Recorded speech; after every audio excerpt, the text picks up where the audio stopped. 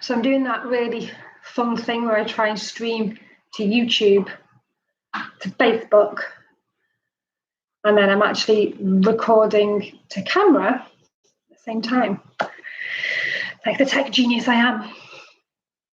No. I'm really, really excited because I've got something that I want to share with you. However, I don't know whether my internet likes me very much, because starting the live video, does that mean starting, I'm thinking about it, or I'm already live? I don't know. I'm going to just come out of it and see if I can get back in. It's really annoying. Go public. How boring. Boring for YouTube because Facebook can't catch up. Sorry, guys. But I still get plenty more live when I'm on. Hold on a minute. Let's try this way. Try again.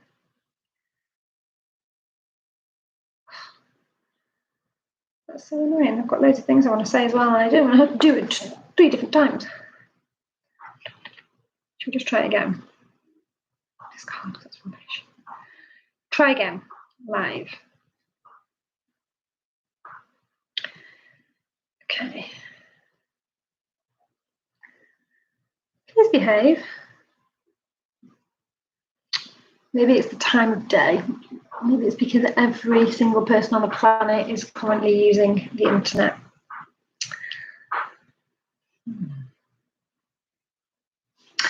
My plan for today is to talk to you about Mindset Mojo, because I've got my new stuff through that I'm really excited about, and I want to be able to share with everybody the fact that this has just arrived. So YouTube's getting it first because Facebook can't catch up. As soon as Facebook catches up, I can go through it. This has been years in the making. It's taken me so long. It's the Mindset Mojo workbook. And there's a fair few people who've been on Mindset Mojo workshops and courses that will have seen a very basic version of this, because I've been piloting it out for the last couple of years. I'm dead excited that the final version's ready to go. It's quite annoying that I can't do any practical workshops and I can't get out there to groups that I normally would and work through it week to week. However, I can do it online. So all of these things that you'll find in the workbook, you don't need me there in the room with you, because we have the power of technology and we can do it all online. So we're now on Thinkific, and you can get the whole of Mindset Mojo, full course, all 12 modules completely online. How exciting is that? So I'm really, really chuffed to bits that we've got that. It's been a very long time. So I'm backing off Facebook, so just doesn't want to play. It's been an interesting journey, because those of you that know my story, I started off in a previous life as a makeup artist. Makeup and hair was my thing, and I was really heavily involved with the fashion industry for many, many years. Fashion beauty. I owned 3 salons at one point, so that has been a really, really major part of my life, being creative and creating. But the reasoning behind it was because I've always been very empathic, and I always wanted to have an effect on people, and I really wanted to be able to make people feel better. And that's why I learned my art of being able to use makeup and do hair to make people feel good about themselves. Recent years got straight back into fashion from where I started, and that's where it kind of all stemmed from, because I soon realised as time had progressed, it's always been that way, but it seemed to get a lot worse, that the fashion industry and the beauty industry, media, music, all of it was becoming increasingly toxic, and I felt personally responsible from playing my little part in being part of that machine, and it didn't seem to be for the greater good anymore. Being creative is such a beautiful thing to be able to do, and it's such an empowering thing and a gift to be able to share.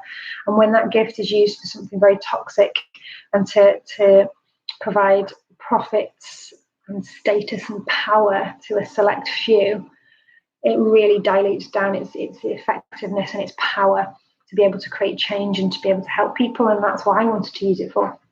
So I changed tactics, I suppose you would say, and started to use my skills, my experience to produce fashion shows and media events, to make people feel good. So we use the power of music and art and performance and fashion all together to promote diversity and equality, and just show that everybody's beautiful and everybody needs to step out of the game and change their mindset and be more compassionate and more get out of the competition and conflict and aggression and get more into collaboration, cooperation and understanding.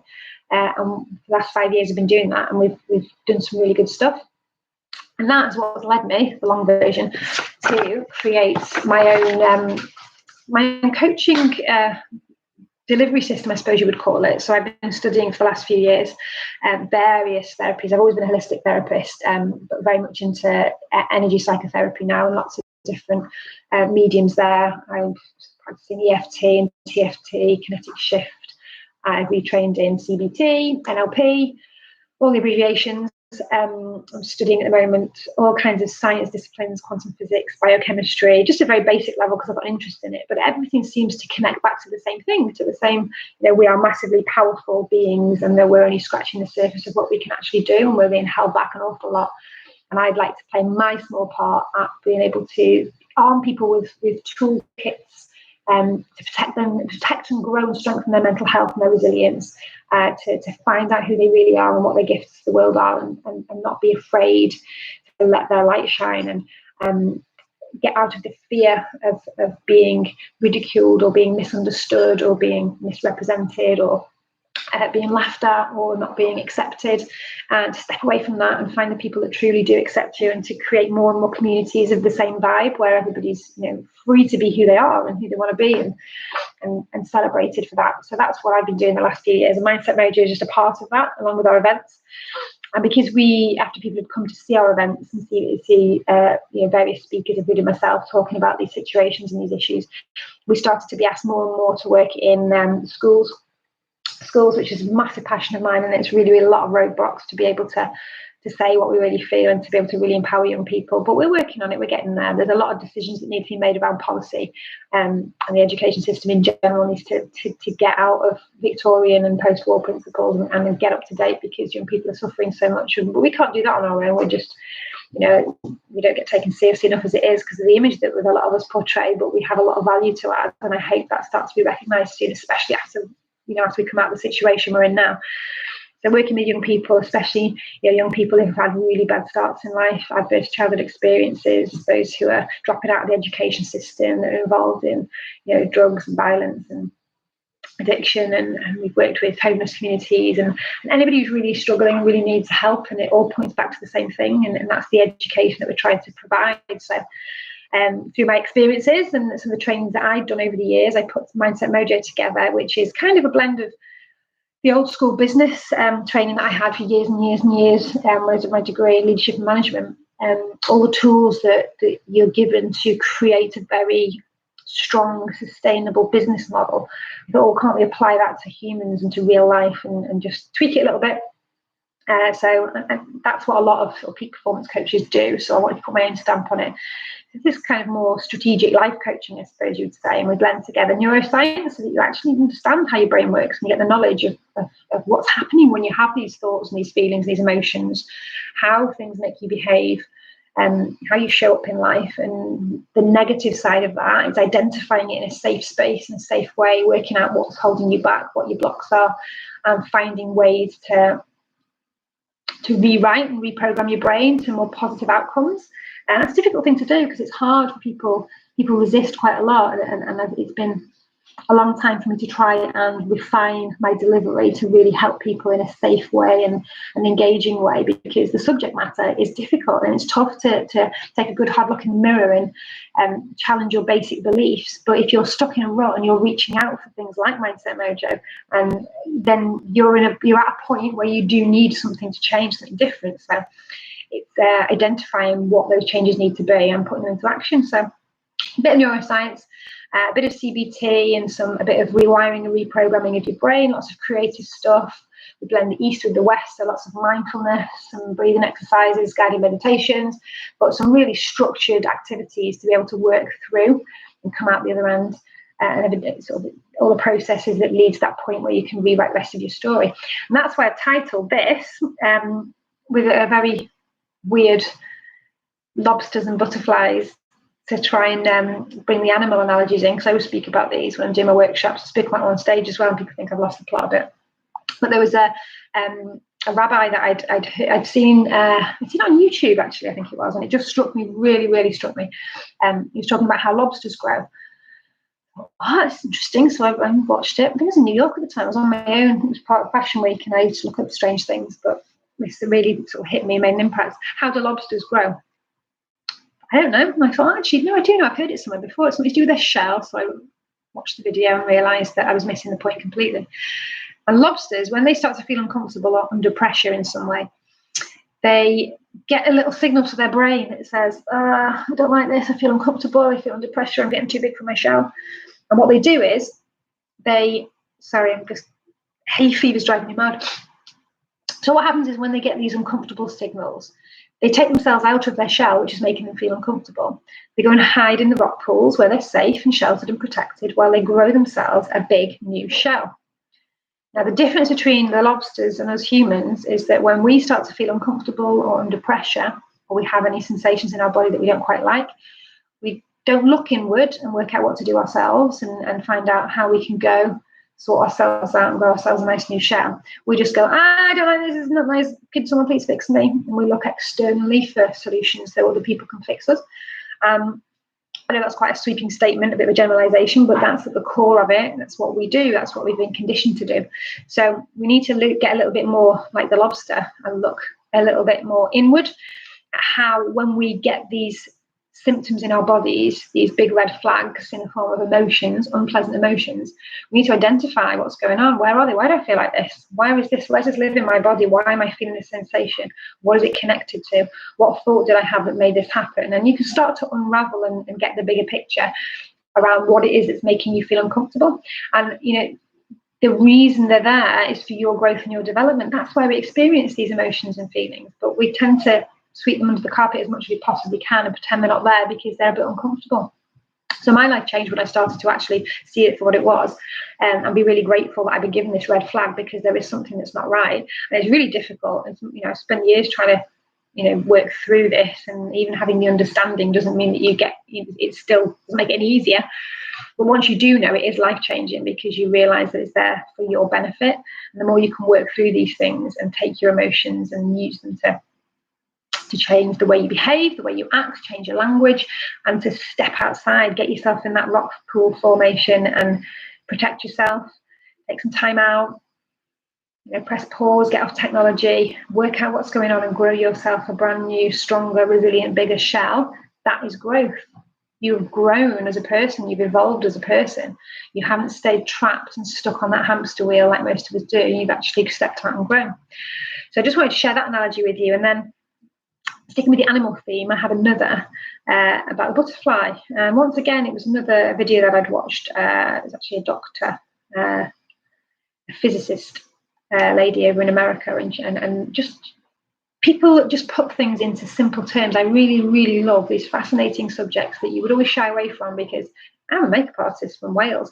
Who am I to think that I can research quantum physics? Because that's the generalization that you put on yourself, and that's what other people would say to you. But then, I've grown enough in the last few years to think I'm interested in this. It means something to me, and I want to find out more. So to come across people like Dr. Teresa Bullard, who will put it into some context for the layman to understand, it's been really great for me because I can pass that knowledge on to other people now. And she was speaking about caterpillars, chrysalises and butterflies, and relating that to where we find ourselves in modern times. And I thought this was so relevant to where we are right now because we're all on lockdown. It's just such a great analogy to share, so I wanted to bring that to you. And she was speaking about how we all know that caterpillars, they spin their cocoons and they rest inside their chrysalis for a certain amount of time, and they emerge as butterflies. And it's a miracle of nature. It's amazing. We all know that happens, but no one really thinks about what actually goes on and what happens, because from one creature to completely turn into another creature is an amazing thing. It's like a magic trick, and it is alchemy. What happens, what goes on inside that chrysalis is just an amazing chemical, biological reaction where the old completely breaks down into chaos, but then reforms into something brand new. And I think that's where we're at right now. We're all stuck in lockdown, and we need to take this opportunity for what it is, and realise that we have time amongst this chaos now where we're protected in our cocoons for a little bit, And the breakdown of that caterpillar, where everything it's ever known, everything it's ever been, disintegrates into this chaotic, messy soup of sludge. Now, what happens when you're in that situation where everything you've ever known just disintegrates and you don't know what happens next? Well, the genetic coding within that caterpillar, the DNA blueprint, knows exactly what it's meant to do next. It knows its truth. It knows, amongst all the chaos and all the drama, that it has the building blocks that it needs to put itself back together, to rebuild, to regrow, and to transform itself into something more evolved and better than it was before. And that's what we're on as humans. We're on a journey. You know, the definition of insanity is to think that we're just here to get up, go to work 9 o'clock in the morning, come home at 5 o'clock in the morning, drink the same bottle of wine or the same crate of beer, go to bed and do it all over again and never change anything. That is, to me, is insanity. We're here to do something, to evolve, to grow, to be something, to leave a legacy behind. So we have this unique opportunity right now, while we're in lockdown, to reflect, to think about maybe some difficult things and difficult subjects, which is, you know, again, brings you back to Mindset Mojo. That's what that's all about. It gives you a process and a plan to work towards. Think about what's brought you to this point and what you've experienced so far. And do you want to go back out to the same person you were before? Do you want to go back to the same experiences? Were there things that weren't quite serving you that you would like to change? Because now's the perfect time in your chrysalis to sit among the chaos and rebuild your life and put those building blocks into place. When you come out the other side and when you emerge, you're that brand new person. So my challenge to you, my question to you is, who are you going to be? When this is all over, who are you going to be? Are you going to look back and regret the fact that you didn't spend time thinking and reflecting and working and planning the changes and how you're going to evolve and how you're going to improve? Or are you going to use this time wisely and really become the person that you were meant to be and rewrite the ending of your story? Just food for thought. And if I can help any more in any way, I'm going to be putting some content out as much as I can. I've already put plenty of videos out on YouTube and on the Mindset Mojo website. Content's, you know, busy underway, so you'll be able to access everything if you'd like to take the journey with me very, very soon. I have my workbooks ready to go, so when I'm out of here, I'm going to be able to help as many people as possible. And we're looking at the moment to link in with organisations that are already supporting people through housing, through people who are looking for work, people who are maybe made redundant, through NHS key workers, through young people who have had difficult experiences in life that are not in employment, educational training, who we already work with, charities who have patients that need extra support. So we're looking at various funding options for us to be able to roll this out, and I can post things out. We do weekly Zoom sessions, and we can make it. We found plenty of ways to make it work, so we can give ways to access all this material now, and I'll work through it with you, because it does seem to be the perfect opportunity. Now we are on week, I think it's week 14 now, which is crazy. So we're going to have a little look at this week's challenge. So what we're going to do is we're going to delve deep down. I'm going to pick out the pink one. Every week, if you look back on my channel, we are doing a different challenge. The week of awe. Love it. When was the last time you were wonderstruck? When you couldn't help but soak up the sheer scale and beauty of something.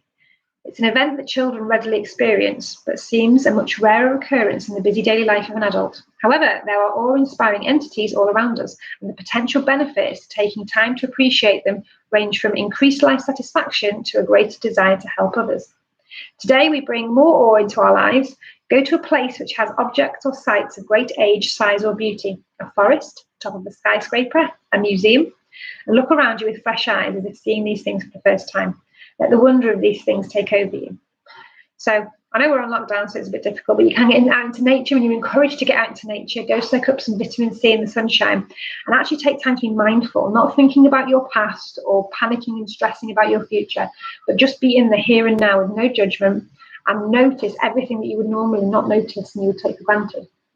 Look at trees, look at the size of them, look at the patterns on the bark, look at the different kinds of leaves. Listen to the amount of nature that you can hear, the different kinds of birds that you can hear, water if you can hear, a stream, the leaves crunching under your feet. There's plenty of things that you can really focus on and be mindful, and it's like training your brain like a muscle. So yeah, a tree, look at the beauty of it from the scale of its age and height to the intricacies of its design and the patterns within its leaves and bark. You might notice an aeroplane flying ahead. Just marvel at the creation of aeroplanes and how many hundreds of people might be inside that. We're not seeing that at the moment because there's no planes in the air, but you get the picture. Maybe a bird will fly past and you can actually think about the engineering that's gone into that creature, how it flies. Amazing. So think about these things. How do they make you feel? Are there any emotions coming to the surface? Are you feeling any kind of emotional responses to the things you're seeing and hearing? Do you feel much calmer, more relaxed? Is it making you feel energized? Is it making you feel intense gratitude? Are you feeling love for nature? Just make a note and just think about how these things affect you, because it's, again, one of these things that once you learn how to be more mindful, you can put this into daily practice, and you might find a certain beauty spot that you then want to go to regularly to experience those emotions. Does time slow down, which is a beautiful thing. If you could find an activity or a space where time slows down, it's an amazing thing. So put your daily concerns into perspective, and quite often that's something that we need right now to step out of the fear. So take as many opportunities as you can this week to experience awe and appreciate the many wonders in the world. And there are lots of them. So we do need to be thinking more about how grateful we are, and how the things that we took for granted before, we're going to appreciate so much more when we get back out of here, especially because they're going to be these amazing, beautiful new butterflies. So have a good week. I hope this has all made a little bit of sense to you, and I look forward to seeing you again next week.